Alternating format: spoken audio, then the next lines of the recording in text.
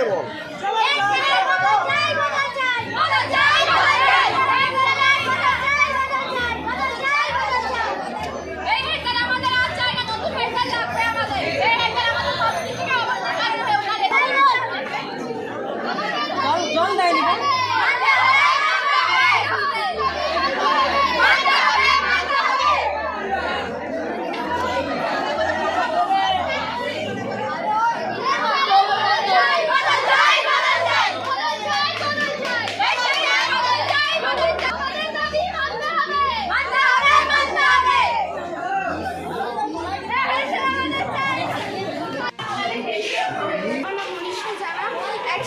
আমাদের ক্লাসের একটা স্যার আছে, শিক্ষক, তিনি আমাদের খুব নোংরা মানসিকতায় কথাবার্তা বলেন। তার নাম বিপ্লব শাসমল। তিনি এই ক্লাসে এসে খুব নোংরা ভাষায় কথা বলে ছেলেদের সামনে, যেটা আমরা সহ্য করতে পারছি না। আর হেড টিচার তিনি কালকে আমাদের লাস্টে ক্লাস নিতে এসেছিলেন। লাস্ট ক্লাস মেন আপনি দাঁড় করাবেন 2 মিনিট, জোর 2 মিনিট, কিন্তু উনি আমাদের 10 মিনিটেরও বেশি দাঁড় করে রেখেছিলেন। বিকেল 5টার সময় আমরা সবাই ঘর গেছি। এইটা আমি জানতে চাই কেন এটা হলো, এত সময় ধরে মেয়েদেরকেই শুধু আটকে রাখা হলো কেন, আমি এটা জিজ্ঞেস করতে চাই। আর গায়ে হাতও তোলে স্যারেরা গায়ে হাতও তোলে। হেড স্যার নিজে আমাদের গায়ে হাত তোলে। যেই পড়াটা উনি দেননি সেই পড়াটাই উনি এসে ধরবেন, ধরে যে কোনো কারণে আমাদের গায়ে হাত দেবেন।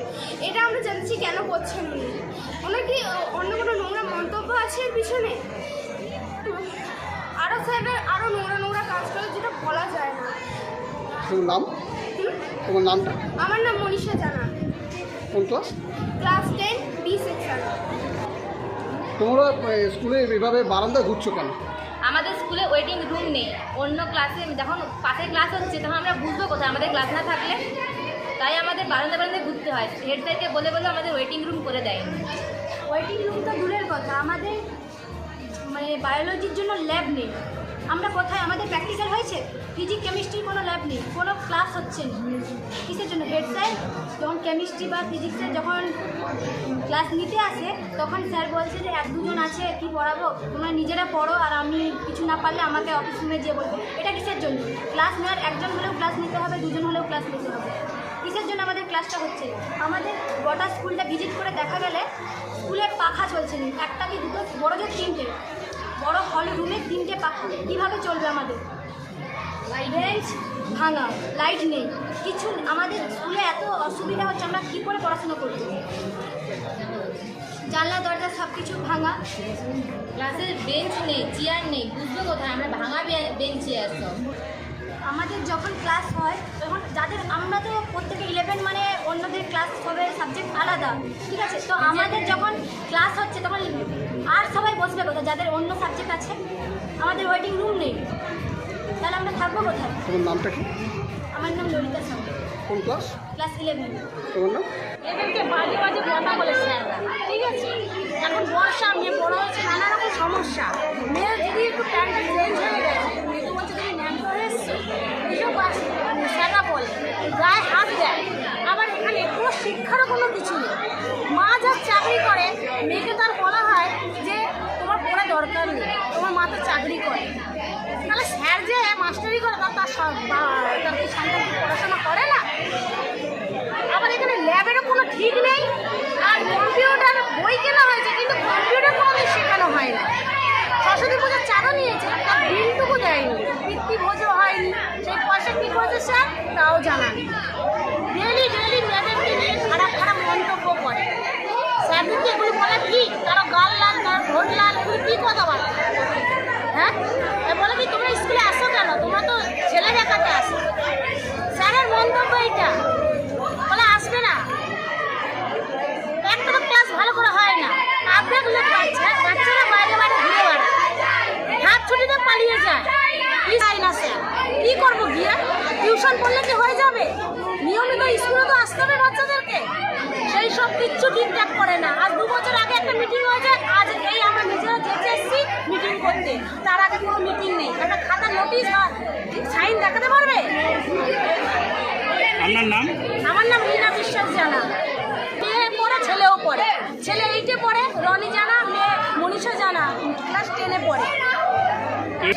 আমরা কমপ্লেন করিনি, আমরা ভেবেছিলাম যে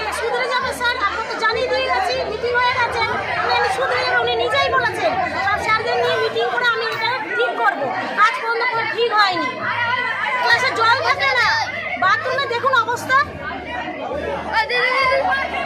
কারেন্ট নেই, কারেন্ট আছে ফ্যান নেই, বলে বলে বলে বলে ঠিক করানো যাচ্ছে না। কতদিন এই গরমের মধ্যে কতদিন গ্রামে স্কুলে ছুটি তো পড়েছে, তখন তো ফাঁক ছিল, তখন কি স্যারকে ঠিক করতে পারেনি? সারানো হচ্ছে, তারপর আবার ভাঙছে, এইভাবেই চলছে।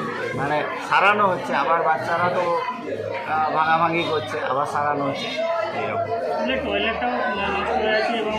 টয়লেটে আমাদের গ্রুপ ডিকে বলা আছে, মাঝে মাঝে পরিষ্কার করছে। এবারে আমাকে দেখতে হবে, আপনারা অভিযোগ করছে, ছাত্ররা অভিযোগ করছে, আমাকে দেখতে হবে।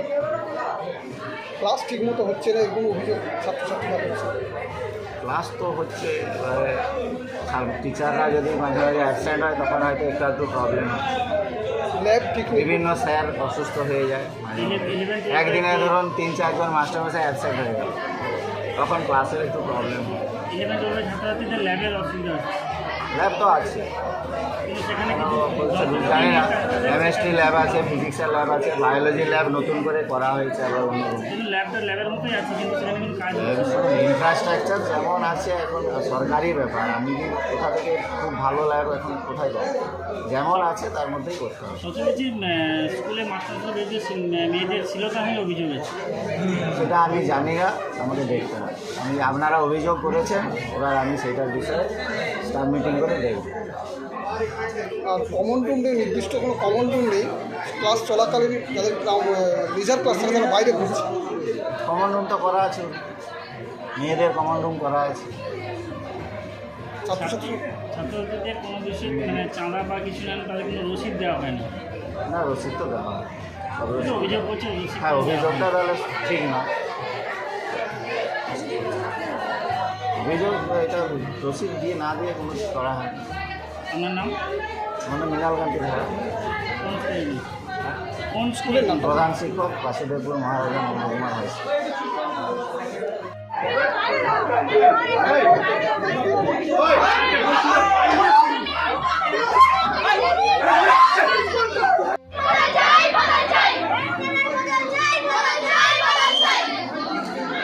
আস্তে আস্তে বল, উচ্চারণটা ঠিক হচ্ছে না, ও আস্তে আস্তে বল।